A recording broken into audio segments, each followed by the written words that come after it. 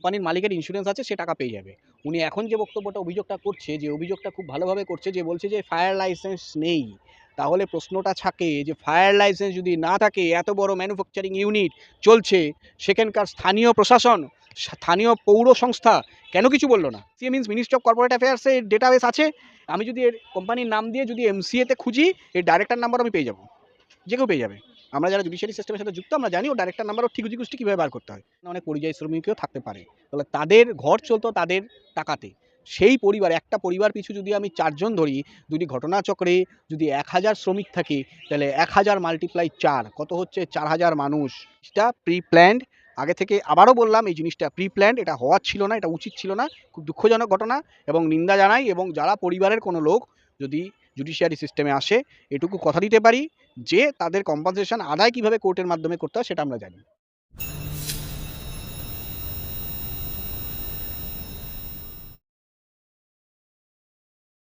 আনন্দপুরে বিধ্বংসী অগ্নিকাণ্ডে মৃত্যু মিছিল।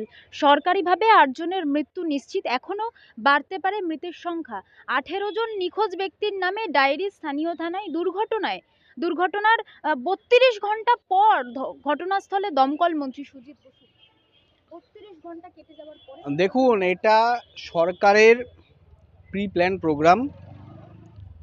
হয়তো টাকা পয়সার বচসা বা টাকা পয়সার কোনো একটা লেনদেনে সেই জায়গায় দাঁড়িয়ে কোনো একটা ভাগবাটোয়ারা নিয়ে প্রবলেম, এবং তার জন্য বলি দিতে হলো নিরীহ সাধারণ কর্মচারীগুলো যারা মারা গেছেন।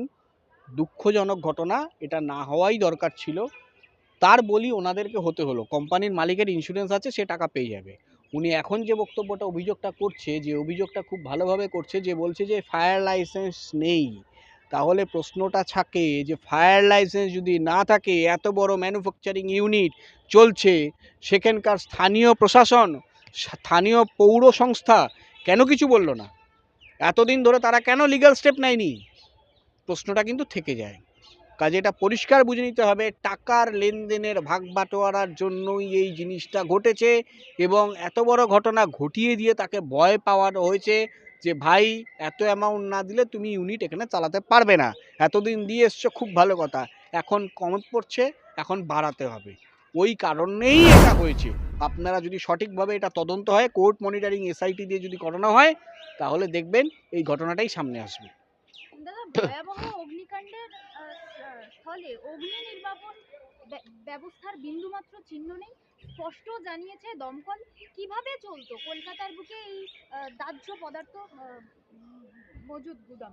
আমি তো, আপনি যে প্রশ্নটা করলেন তার আগের উত্তরেই সেটা বলে দিলাম, যে যদি ভাগবাটোয়ারার প্রবলেম না হয়, যদি আপনার ফায়ার লাইসেন্স, আমরা যখন ম্যানুফ্যাকচারিং ইউনিট করে কোনো মানুষ, আমরা যারা আইনি মানে এই লিগাল মানে আপনার জুডিশিয়ারি সিস্টেমের সাথে আমরা যারা জড়িত, আমরা জানি কোনো কোম্পানির ম্যানুফ্যাকচারিং ইউনিট করতে গেলে, সেটা যদি ফুড রিলেটেড হয়, তাহলে সেখানে আলাদা একটা লাইসেন্স লাগে, এফএসএসআই বা ফ্যাসাই আমরা বলি। এছাড়া ট্রেড লাইসেন্স লাগে, ফায়ার এনওসি বা ফায়ার লাইসেন্স লাগে। এনওসি আলাদা, লাইসেন্স আলাদা। তো সেই জায়গায় দাঁড়িয়ে ওখানে ম্যানুফ্যাকচারিং ইউনিটে ফায়ার লাইসেন্স দরকার হয়, ফায়ার এনওসি দরকার হয় না। ফায়ার লাইসেন্স যদি না থাকে, তাহলে একটা ম্যানুফ্যাকচারিং ইউনিট এত বছর ধরে রান করছে কী করে? যেখানে লক্ষ লক্ষ শ্রমিক কাজ করছে, হাজার হাজার শ্রমিক কাজ করছে, তাদের মাইনে হচ্ছে, তার মানে ওই কোম্পানির অডিট হচ্ছে, ওই কোম্পানির আইটিআর হচ্ছে, কোম্পানি অ্যাক্টে বা আপনার ধরুন আপনার এমসিএ অ্যাক্টে রেজিস্টার করা। MCA means ministry of corporate অ্যাফেয়ার্সের ডেটাবেস আছে। আমি যদি এর কোম্পানির নাম দিয়ে যদি এমসিএতে খুঁজি, এর ডাইরেক্টর নাম্বার আমি পেয়ে যাব, যে কেউ পেয়ে যাবে। আমরা যারা জুডিশিয়ারি সিস্টেমের সাথে যুক্ত, আমরা জানি ও ডাইরেক্টর নাম্বার ও ঠিকুজি কুষ্টি কীভাবে বার করতে হয়। ও ডিআই নাম্বারটা আমরা সব কিছুই পেয়ে যাব। আমার প্রশ্নটা সেই জায়গায় না, আমার বক্তব্যটা হচ্ছে এত বছর ধরে একটা ফ্যাক্টরি রান করছে, অথচ তার কোনো রকম ম্যানুফ্যাকচারিং ইউনিটের ফায়ার লাইসেন্স নেই। এটা হতে পারে না। আর সেখানে যদি বা হয়, সেখানে প্রশাসন জানে না, কর্পোরেশন জানে না, এটা হতে পারে না। সব জানে। পুলিশ যদি ফ্রি হ্যান্ড 2 ঘন্টার জন্য কাজ করতে পারে, যে কোনো জেলার বা যে কোনো পকেটের, যে কোনো ডিস্ট্রিক্টের, পুলিশ বুঝিয়ে দেবে পুলিশ কী জিনিস। পুলিশ জানে না এমন কিছু নেই, কিন্তু পুলিশ কোনো রকম কোনো এমএলএ নেতামন্ত্রীর চাপে করতে পারে না। তাকে বাধ্য করা হয় বসে থাকতে, যে তুমি দেখো হচ্ছে জিনিসটা। যদি করতে যায়, তাহলে তার ট্রান্সফার হবে, নাহলে তার চাকরি চলে যাবে। জোর করে মানুষ আজকে জ্যান্ত মানুষকে পুড়িয়ে দেওয়া হলো। এর দায় সম্পূর্ণ রাজ্যের চৌর্যবৃত্তি করা চোর মমতাকে নিতে হবে, অবশ্যই নিতে হবে। কারণ আমার ধারণা ওখানে অনেক পরিযায়ী শ্রমিকও থাকতে পারে, তাহলে তাদের ঘর চলতো তাদের টাকাতে। সেই পরিবার, একটা পরিবার পিছু যদি আমি 4 জন ধরি, যদি ঘটনাচক্রে যদি 1000 শ্রমিক থাকে, তাহলে 1000 মাল্টিপ্লাই 4 কত হচ্ছে? 4000 মানুষ এর খাবার কেড়ে নিলে এই রাজ্যের সরকার। আজকে তাদের লবিবাজি, তাদের টাকা দেওয়া পাওনার হিসেব কষতে গিয়ে এই জিনিসটা প্রি প্ল্যান্ড। আগে থেকে আবারও বললাম, এই জিনিসটা প্রি প্ল্যান্ড, এটা হওয়ার ছিল না, এটা উচিত ছিল না।